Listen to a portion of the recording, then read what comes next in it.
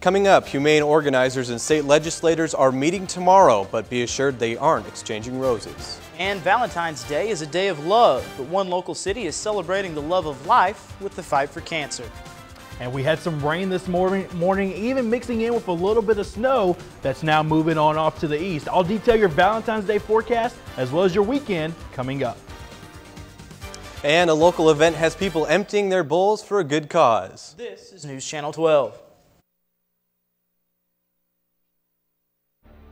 This is News Channel 12 live at 6, where commitment makes the difference.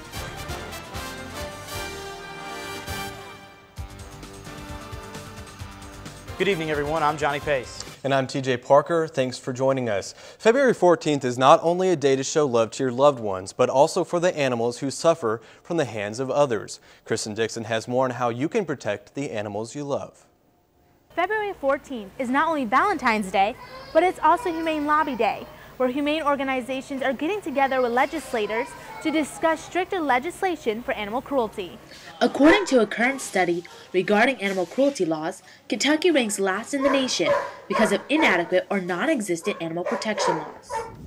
Currently, Kentucky does have some laws on the books regarding animals.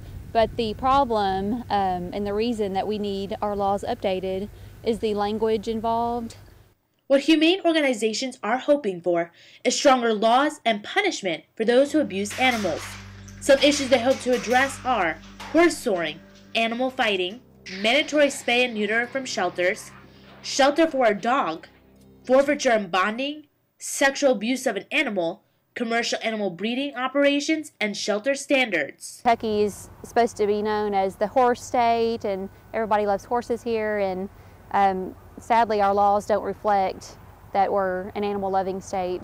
Under the law currently, those who are found guilty of animal abuse can still have the animal rewarded back to their custody, which is something humane organizations want to see changed. Humane organizations say they will head to Frankfort this Valentine's Day to show love for the animals in Kentucky. For News Channel 12, I'm Kristen Dixon. To become a voice for the animals in your life or for more information regarding Humane Lobby Day, go to humanesociety.org or Southern Kentucky Cares for companion animals. Kentucky's pension system for government employees is more than $30 billion in debt. House Speaker Stumbo says several options are being considered, but raising the cigarette tax to $1 a pack will generate more than $100 million a year for the state's pension system. The Senate passed the bill requiring the state to make full contribution, as well as creating a 401k-like retirement plan. A bill to ban smoking throughout Kentucky is heading to the House. Bill 190 will protect citizens from secondhand smoke. Smokers will only be able to smoke outside, as all indoor public venues will be off limits. This is the second year for approval from the Health and Welfare Committee, but the House has the final vote. Speaker Stumbo and Governor Beshear support the bill, yet many Republicans say the government shouldn't interfere with privately owned businesses. A local event is raising money and awareness for the hungry. The event is called Empty Bowls, and the diners are emptying theirs right now. Local restaurants donated the food to fill them tonight. Organizers say the money raised through the event will go to local food pantries to feed people facing their own empty bowls. Event organizers unloaded around 225 of them for the fundraiser and hope it becomes an annual event. Even by doing just a little bit, whether it's making a bowl or buying a bowl of soup, that you can make a difference in other people's lives. Organizers hope the people take the bowls and use them in their own homes and think of the hungry in their own communities. Some people in Bowling Green got a taste of Mardi Gras New Orleans style last night. Live music, beads, and Cajun menu items were part of the celebration at Mickey's on Main. Some of the diners sported festive masks as well. Mardi Gras, French for Fat Tuesday, marks the last day before the Christian season of Lent. It's a 6.5-week period of reflection in preparation for Easter. A group of WKU students are having a bake sale tomorrow. The organization We Stay Free is working on creating a hotline for former inmates to call if they need advice, guidance, or just a place to sleep. The sale is open from 10 to 2 on the first floor of Grice and in the Helm Library courtyard. All proceeds will go towards purchasing phone lines. A Louisville lawmaker is pushing for changes to Kentucky's domestic violence law. Current laws only apply to victims living with or having a child with their abusers. Victims of dating violence can't get an emergency protective order. Kentucky is one of 2 remaining states which hasn't amended its laws to include dating. Senator Harper Angel has been unsuccessful in the past 3 years with her previous attempts to change the law. Downey University Center hosted a Valentine's Pinterest party this afternoon. Participants made their Valentine's cards, arts and crafts, and enjoyed light refreshments. Duck representatives say the successful Pinterest parties will continue as long as there are active patrons. Glasgow residents celebrate Valentine's Day with a fundraising event to help raise money for the fight against cancer. News Channel 12's Brittany Brown has the story. A live auction, 220, need to go 30, need to go 30. And a live band. Echoes from the halls of the Glasgow Golf and Country Club. The Barren River Regional Cancer Center hosts the 4th annual Valentine's Day Bash. The event also includes a silent auction where guests could bid on items donated from local businesses. Such as this, autographed Indianapolis Colts football, and proceeds go to the American Cancer Society. Dr. Craig Tyree is the sponsor of the event and says it started in an effort to raise money for an important cause. For Valentine's Day, we kind of thought we needed to kind of add something in to that, and it worked out good because it's a fun time to kind of get everybody in the community together and also raise some money for the American Cancer Society. Community representative for the American Cancer Society, Abby Harvey, says the event brings hope for the fight against cancer. It's because of supporters like the Barren River Regional Cancer Center and all of the office staff that have worked so hard to put this event on that we are saving more lives every day. With close to 200 people in attendance, Dr. Tyree says this year was the biggest turnout. Event co-coordinator Julie Tolliver was more than pleased with the outcome. Successful. There's no really other word to put than success. Tolliver says that with the success of this year, a bigger venue option or higher ticket prices could be considered for next year's event. We'll be definitely doing it each year, and like I said, just trying to make it a little bit bigger, a little bit better each year, and like I said, just encourage more people to come. Reporting for News Channel 12, I'm Brittany Brown. Proceeds raised at this year's V-Day Bash totaled $11,000. Marcus Bagwell now joins us with a first look at our forecast. And Marcus, I think I saw a few flakes today. Will we see more of those? Well, TJ, we flakes early this morning here across south central Kentucky. More so rain though than anything, but as we moved on through the day, we did have some snowflakes mix in across the area. You can see that rain and snow mix moved through our area earlier this morning into early parts of this afternoon. That has since slid on off to the east. Cloud cover still hanging around over our area, but it looks like it's beginning to clear as well. Here's a look at some of your temperatures now currently across the area. We're sitting at 40 degrees right now in Bowling Green, 38 in Owensboro, 33 in Lexington, and in London where they actually did receive some snowfall over their area, 40 in Nashville and 41 also in Paducah. Here's a look at our temperature graph this morning. You can see 6 o'clock, 40 degrees. We dropped into the upper 30s, and then at 2 o'clock this afternoon, we warmed back up into the 40s. Our high today actually was reached through the wee hours of the morning at about 45 degrees. It's going to be a cold night out there tonight. At 8 o'clock, it's going to be 37 degrees. By 10 o'clock, also 37. Midnight, 35 degrees under partly cloudy skies. I have a good Valentine's Day forecast in store for you, but a big cool down in store for the weekend and another rain chance coming in by the start of next week, coming up in just a moment. TJ? All right, thanks, Marcus. Coming up, a historic Bowling Green train station has turned into a library of sorts. And love is in the air. See how local shops are preparing for the big day. Over the weekend, the historic L&N train depot in downtown Bowling Green transformed into what looks to be a library. Catherine Kirby is here in the studio to explain why. Catherine? Yes, TJ. Over the weekend, the train station was home to the Macy's book sale. Area libraries and Barnes & Noble teamed up to raise money, all for the love of books. From children's books to textbooks and even cookbooks, there was a book for everyone at the Macy's book sale this weekend. WKU Libraries, the Bowling Green Public Library, and Barnes & Noble have partnered to raise money for the Soki Book Fest that occurs each year. This weekend, they had the Macy's book sale where books from the library are sold along with other used books. We rely on, for the most part, from donations from community members. On Friday and Saturday, patrons could buy hardback books for just $1, and softback books were sold for 50 cents. The dynamic of the sale changed on Sunday when shoppers were allowed to stuff a Macy's bag full of books for only $1. The thousands of books that had filled the tables quickly dwindled down to just a few, showing that the book sale was a success. Just trying to promote the love of reading and love of books in the community. Over $10,000 was raised this weekend to go towards literacy projects throughout the community and to fund the Soki Book Fest. Catherine Kirby, News Channel 12. The Soki Book Fest will be held at the Carol Nicely Center on April 19th and 20th. For more information, visit SokiBookFest.org. Live in the studio, Catherine Kirby, News Channel 12. Back to you, TJ. All right, thanks, Catherine. President Obama's State of the Union address covered many topics last night, including gun control and reforming education. But according to Twitter, the hottest tweeted topic, increasing the minimum wage. Declare that in the wealthiest nation on earth, no one who works full-time should have to live in poverty, and raise the federal minimum wage to $9 an hour. California authorities believe fugitive ex-police officer Christopher Dorner is dead, but they can't be for sure.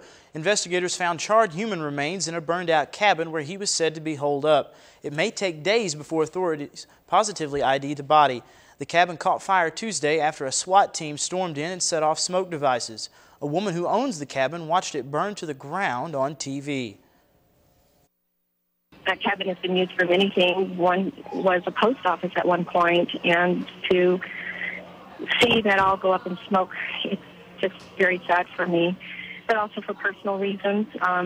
You know, it's a place where my family and I have been up numerous times over this past 7 years. It's a beautiful place to rest.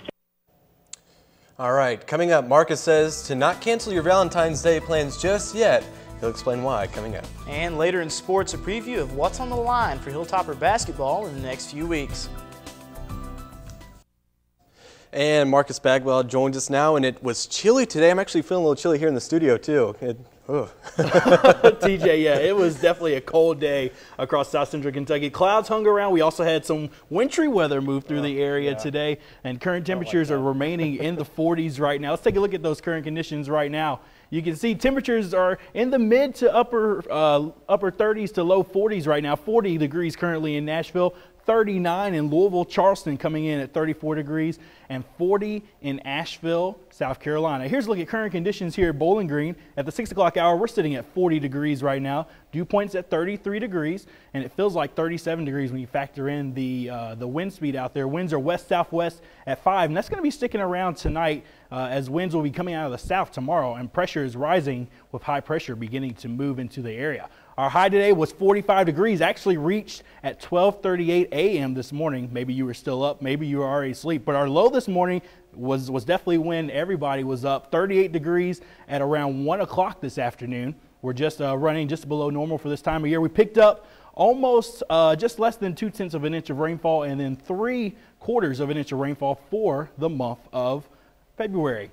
You can see the upper level low here with the association of this winter storm that's begun to move through the area. You can see the surface low moved on off to the east, and then we had the upper level low move in overnight, sparking off some of the showers and then even mixing in with a little bit of snowflakes over the area.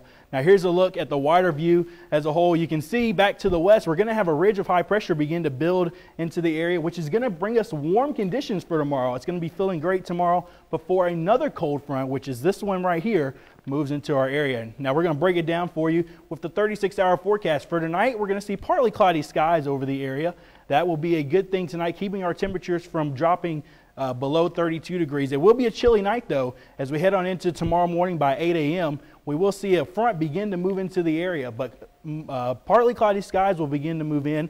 We can't rule out a stray shower as this front begins to move into the area overnight and into Thursday night and into Friday morning as that front moves through. And then behind it, a secondary front begins to form with this low pressure system, and then we will see a blast of cold air move into the area. Tonight's low is going to drop down to about 35 here in Bowling Green. Partly cloudy skies, and it will be cold. Winds are west-southwest at 5. Tomorrow we'll warm up to 58 degrees under mostly sunny skies. Your 5-day forecast showing a big cool down for Friday into the weekend. Look at those lows into the 20s. So TJ, it's not going to be sticking around. At least we're not going to be getting any warmer anytime soon.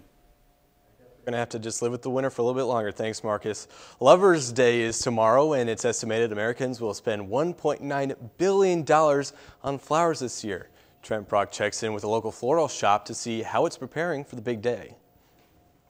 Roses are red, violets are blue, and local florists in Bowling Green are seeing green. We just started getting really busy for Valentine's Day yesterday. We think we're going to have a really good Valentine's Day. At Deemer's Flowers, the preparations begin well in advance. We start preparing for Valentine's Day right after Christmas, but we really start all the work a couple days before Valentine's. Hall says they are able to fill more than 1,000 orders with one key technique. We just start getting ready, everything is sorted, and we have lots of tables set up to route our deliveries and things, and it's just every year we get a little bit more organized with it. To prepare for the big day, extra help always comes in handy. We just have a lot of people that work, have retired, and they just come back for holidays. A team of 15 will make thousands of stops on Thursday. The National Retail Federation says Americans will spend $18.6 billion on Valentine's Day gifts this year. We do a lot of things other than just the flowers. We have artificial arrangements, and then we have stuffed animals, we have candy, we have balloons. We pretty much do whatever anybody wants us to do. Americans will spend about $5 more than last year, and the most popular arrangement at Deemer's is a dozen roses. So far, sales are up, so we're hoping that it'll stay that way up until Thursday. Hall says although Valentine's Day can be chaotic, they enjoy making the day special. In Bowling Green, Trent Brock, News Channel 12. The National Retail Federation also says Americans will spend $1.6 billion on candy and $4.4 billion on jewelry this year. Wow. And now Sam McGaw joins us with a preview of sports. Sam, what's going on? Nothing too much, Johnny. Thank you for the little toss right there. But Hilltopper basketball returns to the hardwood tomorrow night. I'll tell you what's on the line for them right after this break. The Western Kentucky men's basketball team is on its final stretch towards the Sun Belt Conference Tournament. After falling to the Arkansas State Red Wolves this past Saturday, the Tops look to rebound tomorrow night against the Owls of Florida Atlantic. With a win, WKU sets itself up for a potential tie-breaking matchup against the Florida International Panthers this Saturday. If the Tops pull off a victory, 5th place of the Sun Belt Conference will be in their control. Here's a look at the Sun Belt Conference standings as the end of the college basketball regular season draws near. The Middle Tennessee State Blue Raiders remain a lock for the #1 seed in the conference tournament, while everything else remains up for grabs. Currently, the focus is on 5th place as the top 5 teams get first-round byes in the tournament. WKU can win its final 6 games, the Toppers will be rolling into Hot Springs, Arkansas with a first-round bye and momentum on their side. The end of the basketball season means one thing, the beginning of baseball season. The WKU baseball team returns to the diamond this Friday as they take on the Bowling Green State University. I don't know why I said the. Hilltopper head coach Matt Myers announced on Tuesday Justin Hagman will receive the nod as the opening day starting pitcher. WKU is 4-2 in its last 6 opening day games. The first pitch is scheduled for 3 p.m. And bad news for UK basketball today as Nerlens Noel, as you might have saw last night, he's out with an ACL injury for the rest of the season. So that's bad news for Kentucky, but luckily they remain second in the Southeastern Conference. Do you think they can still make the NCAA tournament? Earlier this season, I didn't think so, considering how bad their losses were and also not being any top 65 RPI teams. But I'm saying with the injury. With the injury now, it was looking more optimistic, but the injury kind of hurts them a little bit, to say the least. All right. Thanks, well, Sam. Marcus Bagwell is going to join us after the break for our final look at weather.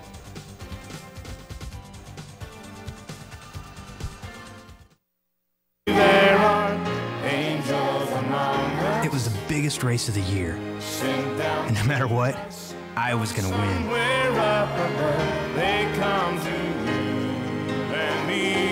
And that's when I realized that some things are more important than winning.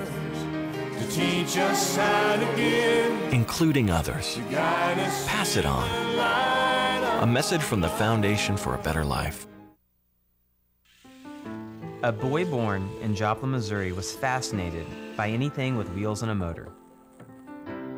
The odds of him going on to fascinate millions with his talent? 1 in 260,000.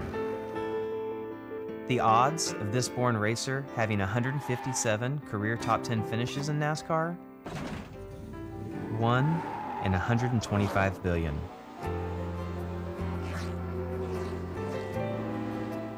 The odds of him winning both the Daytona 500 and the Brickyard 400 in the same year? 1 in 195 million.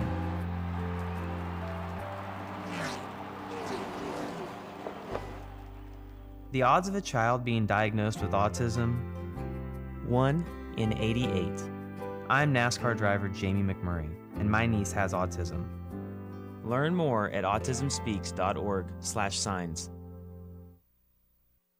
While most men and women wait until the last minute to buy their special gift for that special someone, many business owners began their Valentine's preparations months in advance. Reporter Morgan Tate tells us how a couple local businesses are off to a sweet start. As the final orders are being called in, local businesses are working hard to create the arrangements that make Valentine's Day so special. Marie Nazaro is a manager of a local chocolate store. We're thinking about Valentine's Day way before Christmas. We're thinking about Valentine's even after last Valentine's Day last year because there's so much that goes into it. We're a new business and this is our third Valentine. So the biggest thing we prepare for is strawberries. People love the chocolate covered strawberries. So we have gotten better at anticipating and knowing what the customers want. Local flower shop owner Will Gabreth pre-ordered his flowers 2 months ago to ensure that the flowers will make it to Bowling Green on time for delivery on one of their busiest days. We prepare for Valentine's Day here by just basically going off what we did the last year and keeping on doing the same thing. Most of the stuff here is last minute. Not many people pre-book. There's less than 24 hours until Valentine's Day. It's time for last-minute shoppers to get their significant others their flowers, chocolates, or jewelry for this holiday. Everybody has their sweetheart that they want to send stuff to. Reporting for News Channel 12, I'm Morgan Tate. Approximately 58 billion pounds or $1.5 billion worth of chocolate is sold the week leading up to Valentine's Day. And Marcus joins us now with a final look at our forecast. And Marcus, your forecast looks like it's going to be warm tomorrow at least for Valentine's Day. Yeah, that's right. It will be warm for Valentine's Day. Tonight's low is going to drop down to about 35 degrees tonight. Tomorrow will be a mostly sunny day, but we will have winds out of the southwest, gusting near 10 to 15 miles an hour at times. Tomorrow night's low is going to be 37 degrees. On Friday, we'll have a cold front that's going to be moving through. Can't rule out a stray shower with a temperature of about 45 degrees. Look at those lows, though. Friday night into Saturday, 23 for the low Friday. Saturday's low, 20. We'll warm up a little bit by Sunday, and then Monday we'll introduce a 30% rain and storm chance moving in late Monday night. Okay, well, at least it's sunny. There's not a lot of rain in the forecast. Yeah, that's right. That's right. It's looking good. All right. Thanks, Marcus. And that is all the time we have tonight. Thanks for making News Channel 12 your source for news. Have a good night.